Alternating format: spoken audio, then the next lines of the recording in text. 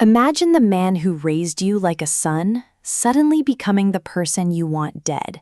Now imagine getting the perfect chance to kill him and choosing something much worse instead. That is exactly where the Westies Season 1 finale takes us. Jimmy Roarke has spent the entire season living in the shadow of Eamon Sweeney. Eamon taught him how the streets work, how to survive, how to make money, and most importantly, how to protect the Westies. But now, everything has changed. Eamon ordered the hit on Sean Flynn. Jimmy knows the truth, and by the end of this episode, the student is going to turn against the teacher. But here's the question. Will Jimmy kill Eamon and become the new boss through bloodshed, or does he have a smarter plan? Because what Jimmy has prepared for Eamon is something nobody sees coming. The episode opens with Jimmy telling Mickey Flanagan and Connor about the truth behind Sean's death. Eamon Sweeney ordered the hit, and Mickey immediately wants revenge. He doesn't want to wait, he doesn't want negotiations. He wants to hit Eamon before Eamon can hit them again. But Jimmy stops him, because Jimmy understands something Mickey doesn't. Going directly after Eamon would be suicide. Eamon still has numbers, he still has connections, and most importantly, he still has the Italians behind him. So Jimmy tells Mickey they need to think bigger. If they want to destroy Eamon, they need to get around him. And that means reaching Paul Castellano, the man who sits above the entire power structure. Jimmy isn't thinking about one gunfight anymore. He's thinking about replacing an entire system. And that is the first sign that Jimmy is no longer the same man we met earlier in the season. He's starting to think like a boss. But Eamon is dealing with his own crisis. He talks to Breen about Jimmy pulling a gun on him. Eddie wants to strike back immediately, but Eamon hesitates. He tells Eddie that Jimmy is emotional because Sean is dead. Eamon still sees Jimmy as the boy he raised, the son he never had. Eddie, however, sees what Eamon refuses to see. Jimmy isn't going to forgive him. Sooner or later, he's going to make a move. And Eddie believes killing Jimmy isn't murder, it's self-defense. Eamon doesn't realize it yet, but Eddie's words are about to become a prophecy. Meanwhile, Bridget Walsh is walking into her own nightmare.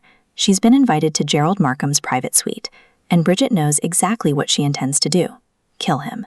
She enters the bathroom and takes a knife from her purse. Then she hides it inside her stocking. For a moment, it seems like everything is going according to plan. But when Bridget walks back into the room, Markham is pointing a gun at her. He already knows. He tells her to take off the wig. Bridget does. And Markham identifies her as Sarah McKenna. The disguise is useless. Her past has finally caught up with her. Markham explains that his agents have been searching for her, and the person who helped them find her was Father Michael. He had been under surveillance for months. Bridget realizes she's been trapped. Then Markham reveals something even worse. He tells her that Brendan Cahill betrayed her parents. According to Markham, Brendan gave them up in exchange for his own freedom. Bridget is stunned.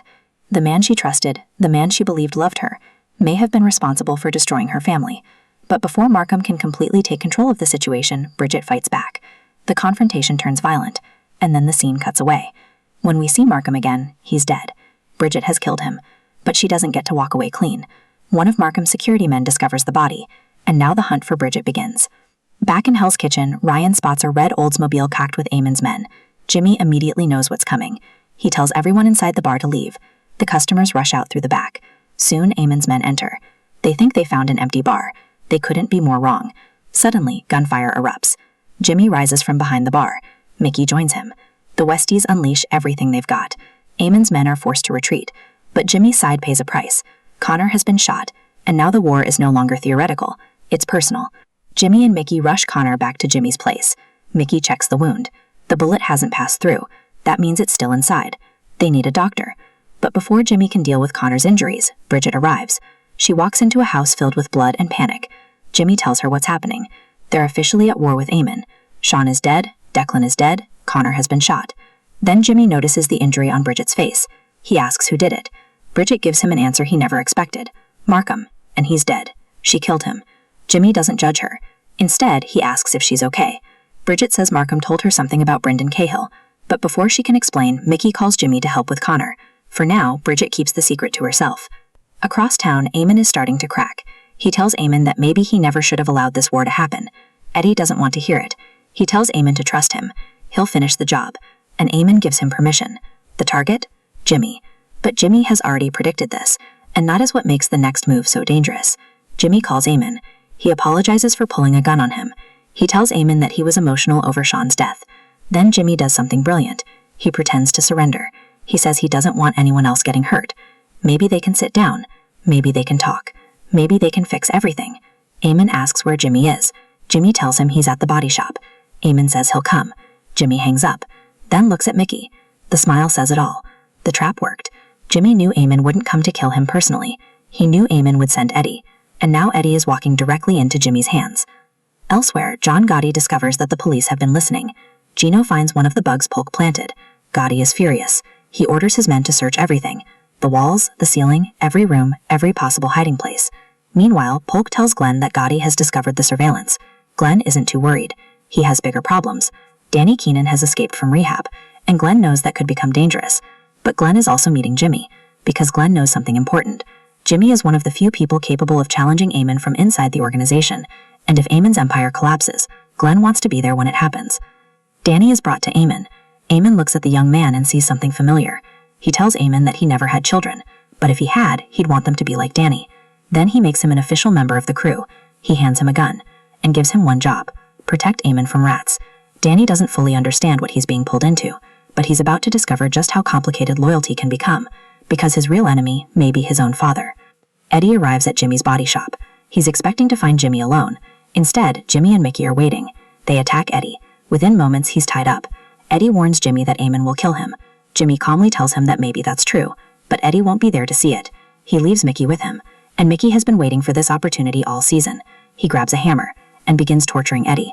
The violence is brutal, but Mickey isn't trying to kill him. Not yet. He needs Eddie alive, because Eddie is about to become the key to bringing Eamon straight into the trap. Brendan Cahill arrives to see Bridget. He thinks he's walking into a reunion. Instead, Bridget confronts him. She asks how he escaped from May's prison. Did he give up names? Did he betray her family? Brendan tries to defend himself, but Bridget isn't listening anymore. Markham's revelation has planted a seed of doubt, and now she believes Brendan may have been the real traitor all along. She pulls a gun. She tells him if he comes near her again, she'll kill him. Brendan tells her he still loves her, but Bridget has heard enough. He leaves, and the relationship that once represented love and loyalty is now poisoned by suspicion. While everyone else is fighting for survival, Jimmy is thinking about the future. He goes to Ruby Stein, but this time, Jimmy doesn't need money. He's there to pay Ruby back, every penny. Ruby is surprised.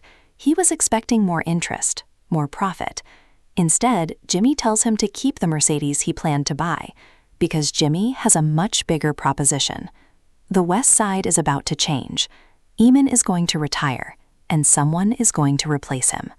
Ruby asks the obvious question: who? Jimmy looks him in the eye: himself. But becoming the new boss requires more than taking out Eamon. Jimmy needs Paul Castellano's approval, and Ruby has access to Paul. Jimmy also has another business opportunity: cocaine. A lot of it. But moving drugs is only half the problem. The money needs to be cleaned, and Ruby is perfect for that. Jimmy offers him a share of the profits. Now Ruby has a choice: stay loyal to the old order or bet on Jimmy. Jimmy gets the cocaine. Jimmy meets Glenn. Glenn knows Jimmy won't become a rat, but he also knows both of them have reasons to bring Eamon down. Glenn gives Jimmy 3 kilograms of cocaine taken from an evidence locker. This is the final piece of Jimmy's plan. The drugs aren't just merchandise, they're a weapon. Because Jimmy isn't planning to kill Eamon, he's planning to make the police do the killing of his empire for him. Glenn returns to the bar, and suddenly, Danny appears. Glenn is stunned. Danny has followed him all day. He knows his father framed him. Glenn claims he did it to protect him. Danny doesn't believe him. He brings up his mother's death. He accuses Glenn of driving her toward drugs. Glenn denies it. He says everything he did was because he loved him, but Danny has heard enough. He pulls a weapon. For a moment, father and son are staring each other down. Then Glenn takes the weapon away. Danny runs, and Glenn is left behind. The family is broken, and the gang war is spreading into every corner of their lives. Ruby now takes Jimmy's proposal to Paul Castellano. Paul immediately senses something is happening, explains that Eamon's position is changing. A younger Irish gangster wants to replace him. His name is Jimmy Roarke. Paul asks why he should care. Ruby explains the business.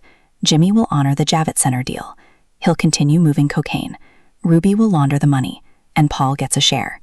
But Paul has one concern: Eamon. Ruby assures him that Jimmy understands how powerful Paul is. Then Ruby offers one more condition: don't kill Jimmy, and don't kill Ruby. Paul doesn't give a warm handshake. He doesn't celebrate. But he doesn't reject the proposal either. And for Jimmy, that's enough. Back at the body shop, Mickey continues working on Eddie. He smashes his knee, then his face. Eddie is barely conscious, but Jimmy still needs one final thing from him: a phone call. Mickey has pills. He tells Eddie they changed his life. Maybe they'll change his too. Eddie is forced to swallow them. Soon he's barely coherent. Jimmy returns. It's time. Eddie will make the call, and the lie he's about to tell could destroy Eamon Sweeney. Mickey calls Eamon. Eddie tells him that Jimmy is dead. Then he tells Eamon to meet him at the warehouse. Eamon immediately becomes suspicious. Something doesn't feel right. Cliffy warns him, don't go, but Eamon refuses, because Eamon has always believed that protecting the crew means making the difficult decision. So he heads to the warehouse, with his men, straight into Jimmy's trap. At the warehouse, Jimmy's trap is finally revealed. Eamon arrives with his men, but Eddie is nowhere to be found. Suddenly, Jimmy and Mickey open fire. One by one, Eamon's men go down, until only Eamon and Cliffy remain. Jimmy finally has his former mentor at gunpoint. Eamon tries to reason with him. He says everything he did was to protect the Westies, but Jimmy reminds him of Sean, Declan, and the other men who died because of Eamon's decisions. Jimmy has made his choice, but he doesn't kill Eamon. Instead, he leaves the 3 kilograms of stolen cocaine with him and walks away. Moments later, the police arrive and arrest Eamon. Jimmy has defeated his mentor without spilling another drop of Irish blood. Then comes the final scene. Jimmy sits in Eamon's old chair. For years, he was the man standing on the other side of that desk. Now he is the boss. Mickey stands beside him, and when John Gotti calls demanding answers, Jimmy makes it clear that the old rules are over. They're going to do things their way. But Jimmy's victory comes with a price. Eamon is behind bars, but Glenn Keenan believes he won't stay there forever. Gotti is angry, the Italians are watching, and Jimmy now has an entire organization to control. So Jimmy may have won the throne, but keeping it could be the hardest fight of all.